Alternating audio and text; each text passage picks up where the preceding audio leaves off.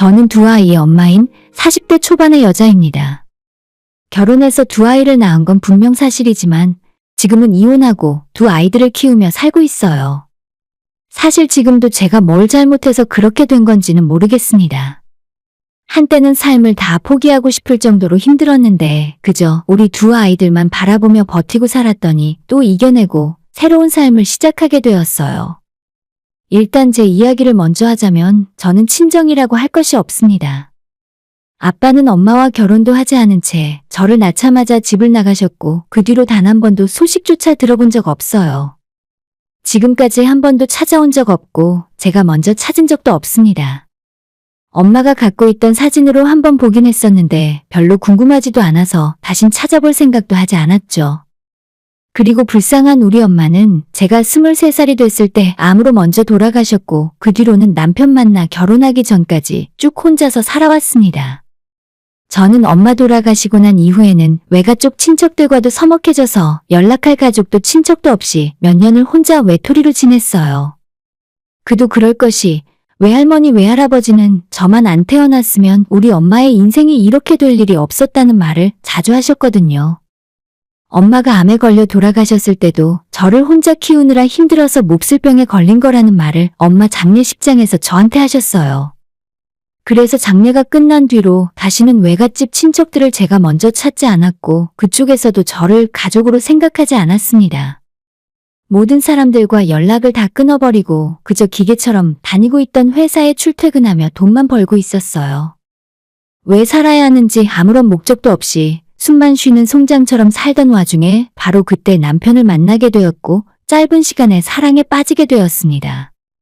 지금 생각하면 아마 누구한테라도 의지하고 매달리고 싶었던 것 같습니다. 연애 2년 만에 속도 위반으로 아이까지 생기게 되었어요. 어쩌지?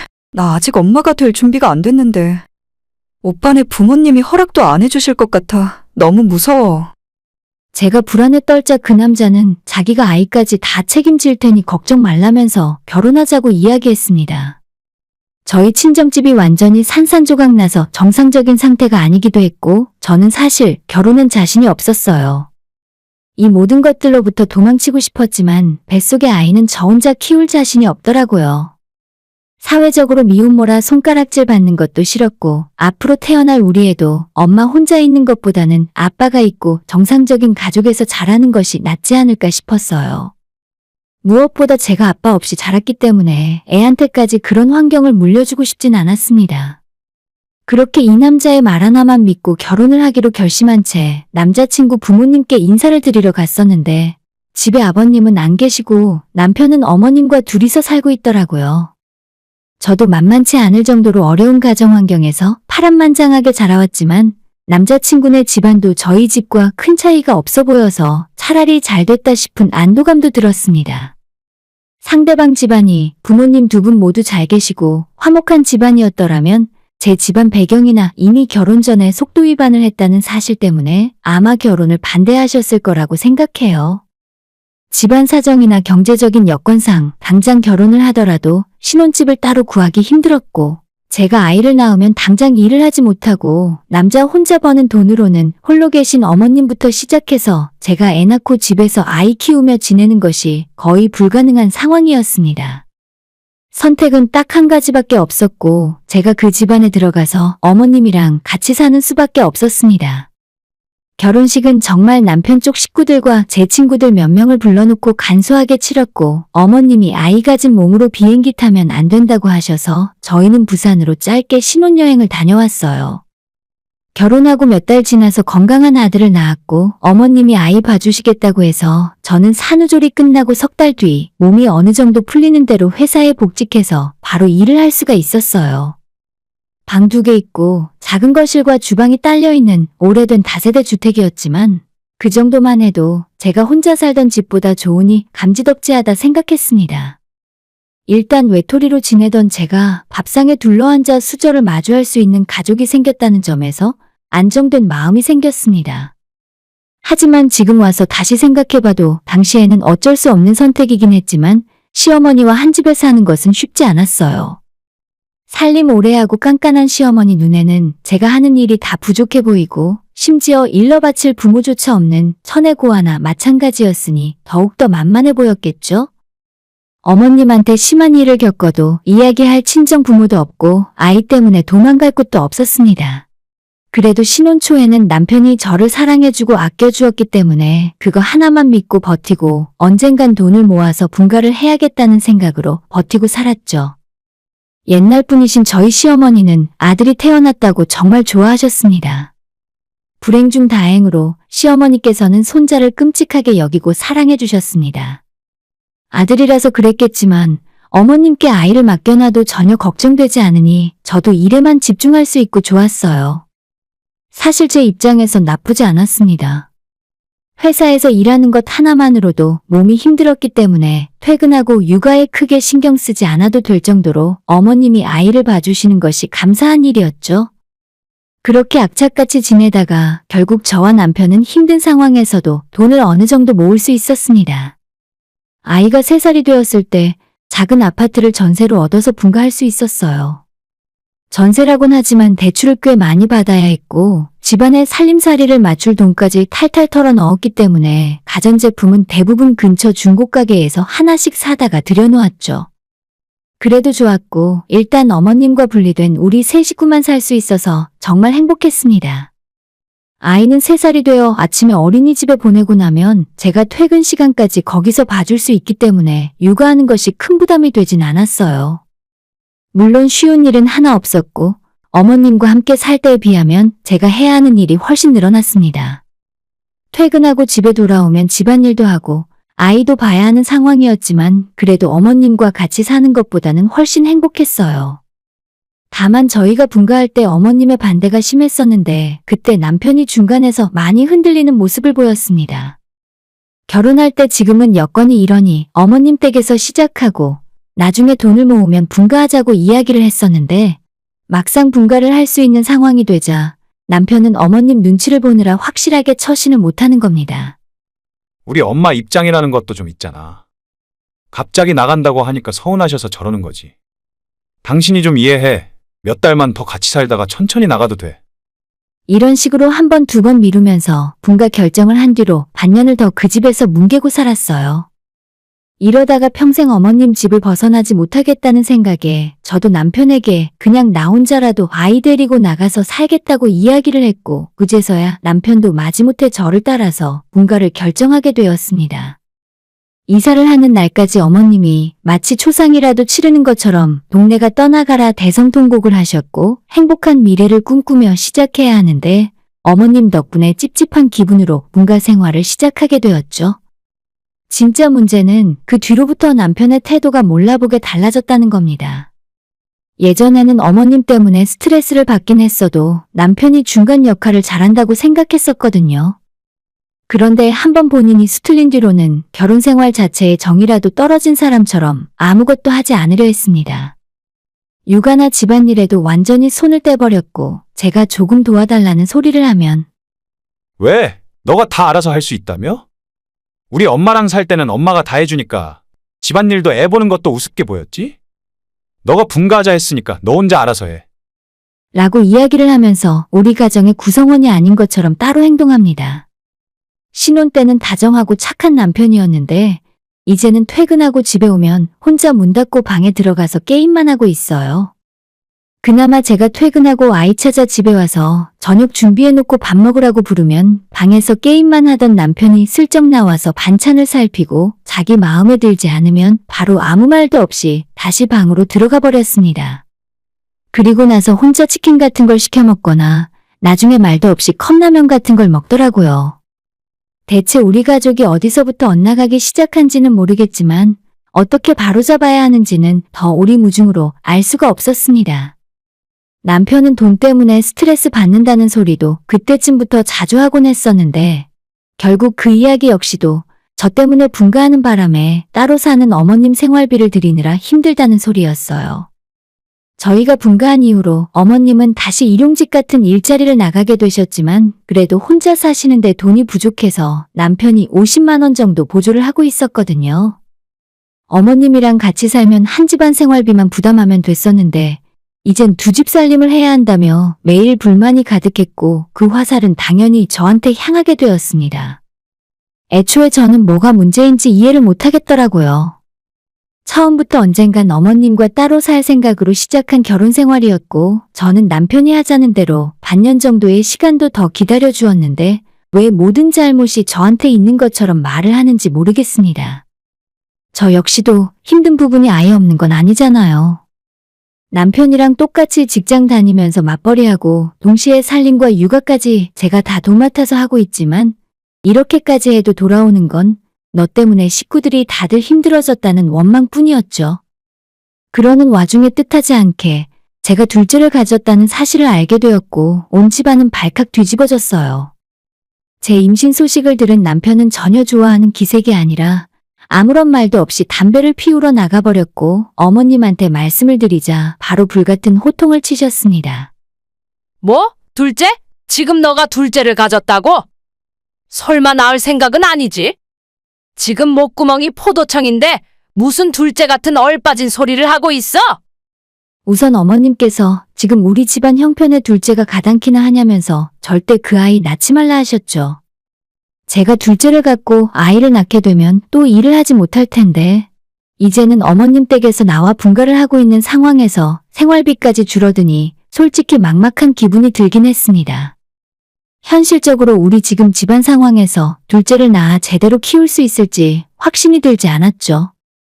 하지만 저는 아이를 포기할 생각이 전혀 없었고 무조건 낳겠다고 말했어요. 남편은 자기가 혼자 벌어서는 도저히 앞으로의 생활비를 감당할 수 없다고 했고 어머님 역시도 차라리 그럴 생각이라면 다시 시댁으로 들어와서 살라 하셨습니다. 둘째 낳을 생각이면 그냥 우리 집으로 다시 들어와. 내가 애 봐줄 테니까 저번처럼 애 맡기고 나가서 돈 벌어와. 내 아들 혼자 벌어서 어떻게 이 많은 사람들이 다 먹고 살겠냐? 제가 계산을 해봐도 뾰족한 방법이 없어서 다시 합가하는 것에 대해 조건부로 동의했어요. 둘째를 낳아서 어느 정도 크고 어린이집에 맡길 수 있을 때까지만이라고 확실하게 기간을 정했고 동시에 저 대신 어머님이 예전처럼 나가서 생활비를 벌어오라고 말을 했습니다. 뭐? 지금 나보고 나가서 돈을 벌어오라고? 너는 뭐 하게? 우리가 벌어오는 돈으로 편하게 집에서 놀고 먹겠다는 거야? 그때부터 집안에서 저와 시어머니 그리고 남편과의 관계는 극단으로 치닫기 시작했습니다. 거의 매일같이 어머님께서 저한테 전화를 하셔서 뱃속에 둘째 낳지 말라는 소리로 싸움을 걸어오셨고 저는 이미 개월수가 차서 배가 조금씩 불러오고 있는데 그때부터는 제가 집안에 들어오는 바람에 자기들끼리 행복하게 잘 살고 있었는데 집안 꼴이 다 망가졌다고 하셨습니다. 저도 꼴 보기 싫고 손주들도 보기 싫으니까 첫째랑 뱃속에 둘째까지 데리고 그냥 나가버리라는 막말을 거의 매일 쏟아내셨어요. 남편은 저와 시어머니 싸움에 절대 끼지 않겠다면서 말릴 생각도 없고 중간에서 중재를 할 생각도 없어서 집안 꼴은 정말 엉망진창 그 자체였죠. 둘째는 딸이었고 사실 어머님이 더 애 낳지 말라고 난리치시게 된 이유 중에 하나도 어차피 아들 하나 있는데 이 와중에 딸을 낳아서 뭐하냐고 하셨습니다. 이 와중에 아들인지 딸인지가 뭐가 중요합니까? 애초에 집안대를 이어야 할 만큼 멀쩡한 집안도 아니잖아요. 당연히 헛소리를 하는 어머님과 핏대를 세우며 싸우게 됐고 아이를 낳고 난 이후에는 어머님이 자기한테 애 봐달라는 소리는 하지도 말라고 하셨어요. 저도 그때는 이미 회사에 육아휴직을 내고 쉬는 상황이라 더 이상 애들을 어머님께 맡길 이유가 하나도 없었죠. 아직 엄마 손이 필요한 첫째와 동시에 갓난 둘째까지 돌보는 일이 생각보다도 더 힘들었습니다. 거기에 남편이 전혀 손을 안 대는 집안일까지 전부 제 몫이었고 작은 일에도 꼬투리를 잡으며 시비를 걸어왔어요. 어머님도 남편도 그 누구도 제 편이 아니었고 눈만 마주치면 매일 싸우는 지옥 같은 나날이 이어졌습니다. 이틀에 한 번꼴로 어머님도 집까지 찾아오셔서 집안 청소 상태나 살림 상태를 지적하며 끓는 속에 기름을 부었어요. 그러는 와중에 어느 날 남편이 술을 잔뜩 마시고 저녁 늦게 퇴근하고 돌아와서는 너 때문에 내 인생도 망했다. 그냥 너랑 결혼하지 말 걸 그랬나 봐. 엄마도 너를 싫어하고 너도 우리 엄마 싫어하고 내가 왜 이렇게 살아야 하는지 모르겠다. 남편의 이 말을 듣는 순간 간신히 버티고 살던 제 의지가 다 꺾이고 말았습니다. 이젠 누굴 믿고 살아야 할지도 모르겠고 괜히 내가 고집 부려서 다른 가족들까지 전부 힘들게 만드는 건가 싶었습니다. 다음 날 아침 남편 정신이 멀쩡할 때 나랑 이혼하고 싶냐 물었고 남편은 아무 말 없이 그냥 출근을 해버렸어요. 속으로 어느 정도 이혼에 대한 생각을 하고 있었지만 솔직히 엄두는 나지 않더라고요. 두 아이를 데리고 제가 어떻게 살아가야 하나 겁이 덜컥 나서 답은 이미 나와 있는 상황이었지만 결심을 내릴 수가 없었습니다. 그러는 와중에 어머님이 오후에 집에 찾아와 남편 대신 대답을 하더군요. 이혼? 너 내 아들한테 이혼하자는 소리를 했어? 진짜 간도 크지? 그래 해! 이혼해라! 처내고와 불쌍한 년 데려다가 가족으로 받아줬더니 뭐가 어쩌고 저째? 그 말을 듣고 이제 더는 참고 살지 못하겠더라고요. 어머님 노망이라도 나셨어요? 지금 제정신으로 하는 소리세요? 그러는 어머님도 혼자 아들 키우면서 사셨잖아요. 무슨 말씀을 그렇게 하실 수가 있어요? 시모는 끝까지 자기가 한 말이 틀린 게 없다면서 저보고 왜 쓸데없이 분가를 하고 낳지 말라는 둘째는 기어코 낳아서 집안꼴을 쑥대밭으로 만드냐고 하셨습니다. 어머님과 또다시 한바탕 목소리를 높여 싸운 뒤에 저녁에 퇴근한 남편에게 당신 생각은 어떻냐고 물었더니 남편은 이제 그냥 이혼하는 것도 나쁘지 않을 것 같다고 하네요. 내가 양육비 줄게. 그냥 이혼하자. 너랑 살면서 우리 엄마한테 너무 불효자가 된 것 같아. 남편은 이미 시어머니 생각에 완전히 동의해버렸고 지금까지 제가 고집을 부렸기 때문에 우리 결혼 생활이 이 꼴이 되어버린 거라고 합니다. 저는 어린 시절에 아빠가 집을 떠나고 엄마와 둘이 살았던 경험이 있기 때문에 우리 아이들한테는 그런 경험을 겪게 해주고 싶지 않았습니다. 단지 그 이유 때문에 버티고 살았었는데 이제는 그럴 수도 없을 것 같았어요. 하지만 바로 이혼을 하지 못하고 엉망이 되어버린 집구석에서 버티고 있었습니다. 이혼을 해도 어디서부터 어떻게 해야 하는지 모르겠더라고요. 두 아이들 보느라 너무 바쁘고 힘들기도 했고 변호사 상담 한번 받아보러 갈 시간을 내기 힘들었어요. 남편과 관계가 완전히 틀어진 지 한 달 정도 지났을 무렵 퇴근하고 돌아온 남편이 저를 앉혀놓고 이런 이야기를 하더군요. 우리 이제 그만하자. 나도 더 이상 이 결혼 생활 이어나갈 이유를 못 찾겠고 나 혼자 돈 벌어서 5 식구나 먹여 살리는 건 무리야. 차라리 양육비를 줄 테니까 너가 애들 데리고 나가줘. 재산 분할이라고 하긴 뭐하고 그 당시에 저희 집 보증금에 들어있던 돈 중에 절반인 5천만 원을 줄 테니 당장 애들 데리고 나가서 살 집을 구하라는 말을 하더라고요.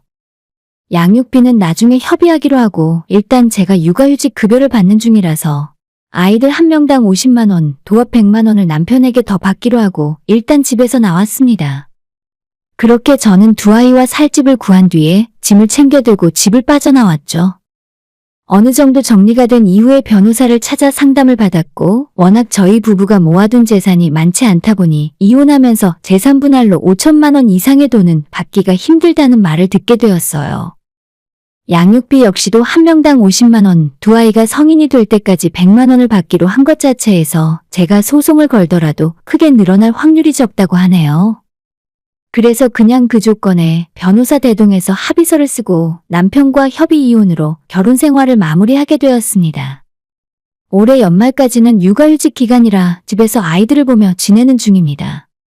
인생이라는 것이 참 웃긴 게 처음에는 막막했는데 막상 살아보니 또 사라지더라고요. 오히려 어머님 눈치 남편 눈치 보며 소갈이 할 때보다 아이들과 매일 웃고 지내는 지금이 훨씬 더 행복한 것 같습니다. 돈은 당연히 넉넉하진 않아요. 지금 남편이 보내준 양육비와 육아휴직 급여까지 합쳐서 230만 원 정도를 받고 있는데 둘째 어린이집 보내고 제가 회사에 복직을 하게 된다면 지금보다 수입이 조금 더 늘어날 테니 큰 문제는 없을 것 같습니다. 이혼한 지도 꽤 시간이 많이 지났지만 남편이 그동안 먼저 연락을 몇 번 한 적이 있어요. 저보고 잘 지내냐고 우리가 부모가 되어서 너무 섣부르게 이혼 결정을 한 것 같다는 되도 않는 말을 하더라고요. 헛소리 말고 앞으로 일개미처럼 열심히 일이나 해서 양육비 따박따박 늦지 말고 입금하라 했습니다. 혼자 두 아이 키우는 것이 쉬운 일이 아니긴 해도 절대 다시 예전으로 돌아가고 싶은 마음은 없으니까요. 두 아이들한테 부끄럽지 않게 열심히 사는 엄마가 될 거예요. 본의 아니게 제 어린 시절과 똑같이 아빠가 없는 가정을 만들어 줄 수밖에 없어서 너무 미안하지만 저런 인간들은 없는 게 더 나을 수도 있어요. 제가 그 빈자리까지 채울 수 있게 정말 노력하면서 살겠습니다. 오늘의 사연은 여기까지입니다. 구독과 좋아요, 알람 설정 부탁드려요. 다들 행복하시고 좋은 하루 되세요.